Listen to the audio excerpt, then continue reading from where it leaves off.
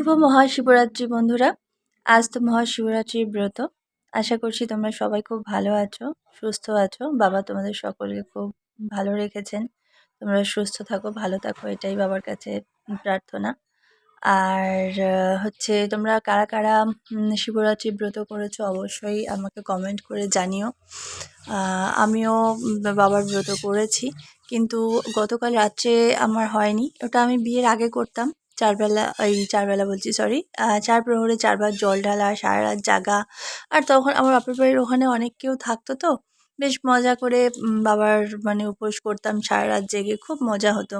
কিন্তু এখানে বিয়ের পর থেকে আসার পর থেকে ওই পরের দিন কি করতে হয় আমায়, মানে দুপুরবেলা করতে হয় আর কি, চতুর্দশী থাকাকালীন। কিন্তু হয়ে ওঠে না আর কি। এখানে একা একা কী করে করি বলো? তো যাই হোক, এখানে বাড়িতে আমার মা যেহেতু প্রতিষ্ঠিতা, বাবাও মানে প্রতিষ্ঠা পেয়েছেন অনেক আগেই।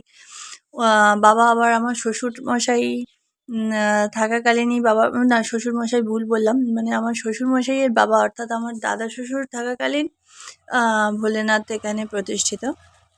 হ্যাঁ, তো আমি আসার পরে আরও দুজনকে এনেছি, বানেশ্বর দেবকে এবং তারকেশ্বর দেবকে।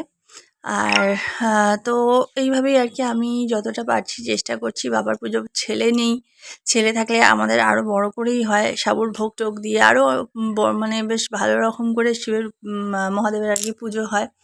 কিন্তু যেহেতু ছেলের আজকে পরীক্ষা, তো ও তো চলে গেছে পরীক্ষা দিতে। তো সেই হিসাবে আমি আমার সাধ্য মতন যতটা পারছি মানে করে বাবার ব্রতটা করছি, পালন করছি শিবরাত্রির ব্রতটা। তো তবে হ্যাঁ, ঘরেতে পুজো করলে একটা একটা করে দিয়ে বাবাকে বেশ স্নান করানো যায়। এই মানে এটা আছে, একসাথে সবগুলো গিয়ে ঢালতে আর লাগে না, সুন্দর করে গুছিয়ে বাবাকে পুজো করা যায়। তো যাই হোক, সব কিছুর মাঝেও মনটা খারাপ লাগছে, কারণ ছেলে থাকলে আরও ভালোভাবে পুজোটা হয়। কিন্তু ওর পরীক্ষা, কিছু তো করার নেই, আবার ফাইনাল পরীক্ষা ক্লাস 11-এর। তো সেই হিসাবে যাই হোক করে নিচ্ছি। আবার বিকেল 5:30টার পর তো অমাবস্যা পড়ে যাচ্ছে, মানে রাত্রিবেলা আবার মায়ের পুজোর ব্যাপার আছে।